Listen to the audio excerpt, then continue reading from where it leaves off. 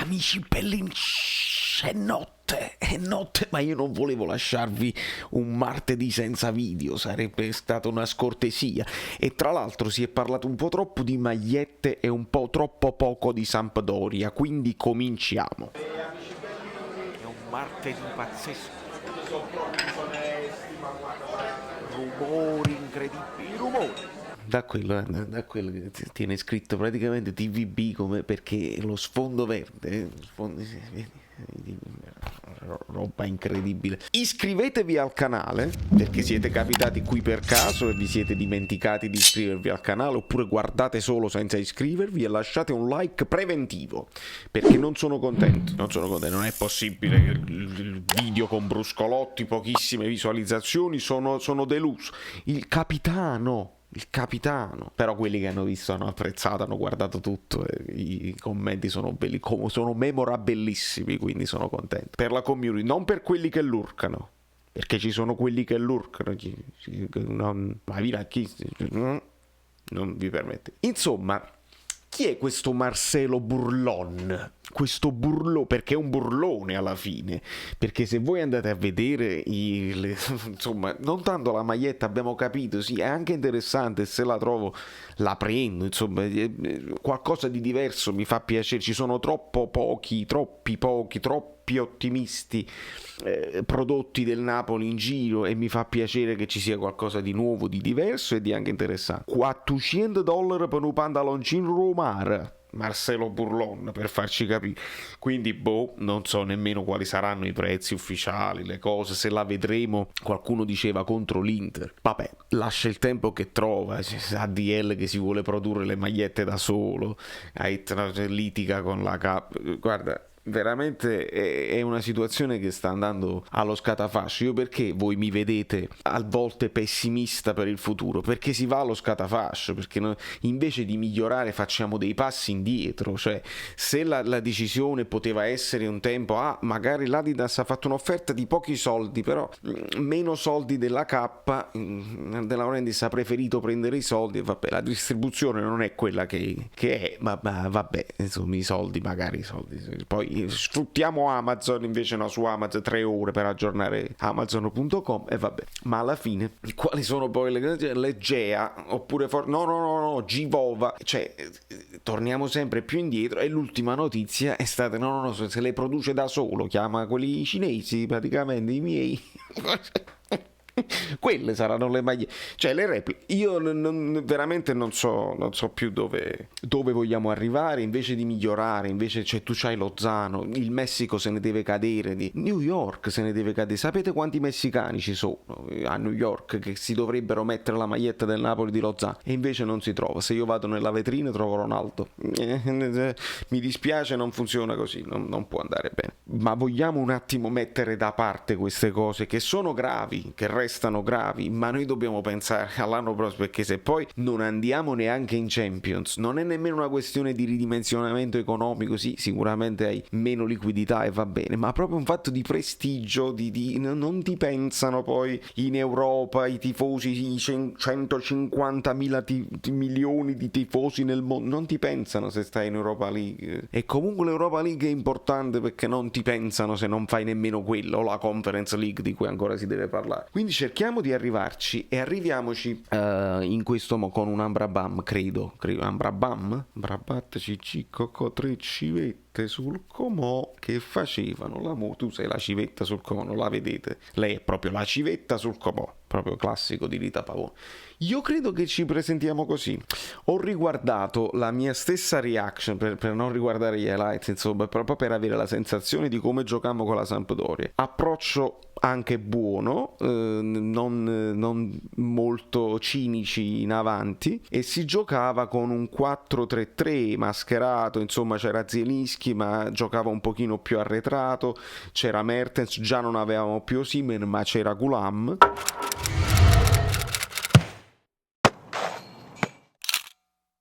E ricordo questa cosa qui, e poi andammo in svantaggio con quel gol di Jankto che fece una sorta di Eurogol, e quindi andammo in svantaggio. Gattuso cambiò all'intervallo, fece entrare Petagna, gli mise Mertens alle spalle, fece entrare Lozano al posto di Politano, che cambiò e spaccò proprio la partita. Gol di Lozano, assist per Petagna, gol di Petagna, spaccò la partita completamente. In quella partita giocavano Fabian e Demme più centrale, con Zielinski più arretrato, dopodiché entrarono anche Bakayoko e anche Bobotta, pensate un pochino, e poi entrò anche Mario Rui a sostituire Gulam. Era un altro tempo, proprio altro Napoli, altri problemi, che adesso ne abbiamo altri perché non abbiamo più Gulam, però abbiamo recuperato Osimhen, e credo che prima di tutto non è un esperimento aver visto Zielinski qua. Io poi ho sentito delle trasmissioni, certi interventi, mamma mia, di ospiti, non dei tifosi. I tifosi possono fare degli errori, ma se gli ospiti invitati nelle trasmissioni dicono Zielinski non aveva spazio, nel secondo tempo ha avuto più spazio dietro Osimhen, no fratello caro, no. E tu conduttore devi fermarlo e devi dire no, Zielinski è andato a centrocampo perché c'era ancora Mertens, dopodiché poi dopo, ma c'è proprio le inesattezze. Allora se tu porti le inesattezze avanti e con le inesattezze giustifichi certe opinioni degli errori di Gattuso, non mi trovo, e qualcuno ti deve fermare.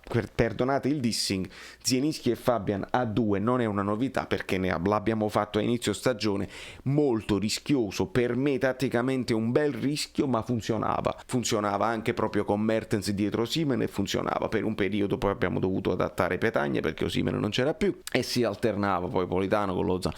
Ma io credo che Lozano sarà importante, perché con Politano che si accentra, Insigne che si accentra, visto che la Sampdoria fa molta densità con questo 4-4-2, insomma le linee molto strette così, se ci accentriamo tutti rischiamo di fare un ingolfamento, forse non ci sarà nemmeno profondità per Osimhen, quindi potrebbe anche essere una partita proprio per Petagna, e l'andata così l'abbiamo risolta, e potrebbe essere una soluzione interessante. Immagino che possa tornare Manolas titolare, visto che insomma Rachmani pensa al domani, ma insomma veramente si può tirare il tocco tra Manolas, Maksimovic e Rachmani. Di Lorenzo lo confermerei, ma voi li sentite i rumori? Io come faccio? Sono le 3 del mattino e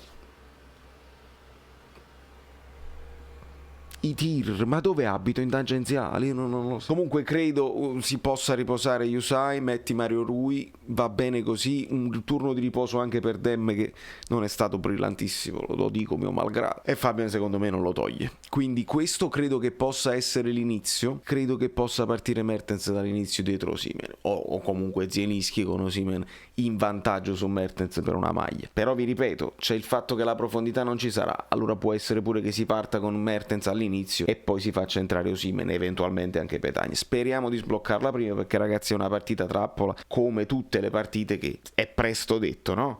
Il Napoli ha le motivazioni, la Sampdoria no, quindi voi dite non c'è dubbio, il Napoli avrà più motivazioni, deve schiacciare un avversario più debole, e ci siamo. Qual è l'altro? Il versante della medaglia? Il Napoli ha la pressione, la Sampdoria no, quindi gioca tranquillo. Allora chi vince? Quello che ha più motivazioni o quello che gioca più tranquillo? Il calcio ci dice che è vero quello ed è vero anche quell'altro, quindi non è che si possono, è fatta, motivazioni.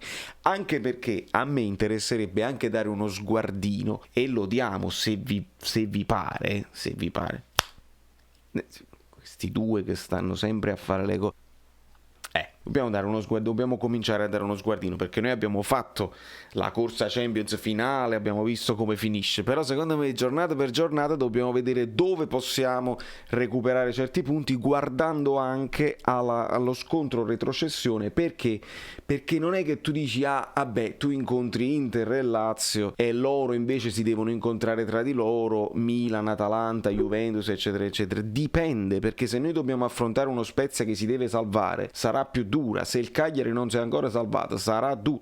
Cioè, queste sono le valutazioni. Non è uguale incontrarle tutte, dipende dal momento, se hanno bisogno veramente di punti, le motivazioni oppure la pressione. Quindi andiamo a vedere dove si possono spostare punti importanti.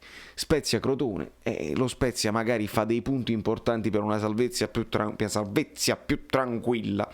Parma-Milan, questa sarà una partita importantissima perché il Parma è disperato, allora il Milan potrebbe incappare in una squadra disperata che ci metterà il doppio, no? Se si vuole salvare, e quindi qui potrebbe. Udinese-Torino idem, l'Udinese non tiene niente più da vedere, il Torino invece ha bisogno di punti salvezza. Ragazzi, qui sul Cagliari, Inter-Cagliari, dobbiamo assolutamente tifare Inter, credetemi, perché l'Inter se vince col Cagliari e lo inguaia, perché poi lo inguaia e dopo il Cagliari avrà altre squadre che deve affrontare e si impegnerà di più, però almeno l'Inter si mette in quella situazione di tranquillità che alla prossima deve incontrare noi, e dato che sta in un filotto incredibile, no? Statisticamente deve steccarne uno, deve farlo un pareggio e vince tutto quanto. Stanno vincendo 1-0 di un gol di scarto le ultime, quindi attenzione, speriamo che non steccano questa qua perché poi si riprendono con noi. È storia, non è che sto dicendo fandoni, è storia. Se steccano troppo prima poi si riprendono con il Napoli. Vincete col Cagliari, tifiamo per l'Inter e poi magari si rilassano un pochino con noi. Verona-Lazio molto interessante, veramente sarebbe da vedere se non fosse che Sampdoria-Napoli è allo stesso orario. Verona che potrebbe fare lo scherzetto alla Lazio che se no si avvicina troppo. Juventus-Genoa neanche a dirlo perché non la guardiamo più, la Juventus è seconda in classifica, punto e basta. Roma-Bologna anche una partita interessante, ma la Roma complimenti per l'Europa League, andate avanti per l'Europa League, anche un po' a mazzo, ma andate avanti in Europa League. Fiorentina-Atalanta, altra bellissima partita, speriamo che la Fiorentina abbia quello scatto anche di orgoglio, no? Non vuoi rimanere infognato nella lotta a retrocessione fino alla fine, e dai, e fai risultato con l'Atalanta. E Benevento-Sassuolo sarà una partita secondo me da godere senza nessun problema, senza nessun patema d'animo. Voi cosa ne dite di tutta questa situazione qua? Vi piacciono le magliette nuove? Che fate? Ve le comprate? E se ve le propongo io? Quindi dobbiamo arrivare ai 10.000. Arriviamoci. Si deve cliccare sopra la cosa, così poi cliccate sulla campanella, poi vi iscrivete al canale Telegram, poi dovete praticamente fare basta, sei cringe, quante cose, tutte le cose bellissime. Io caffè. mi ricordo come mi chiamo.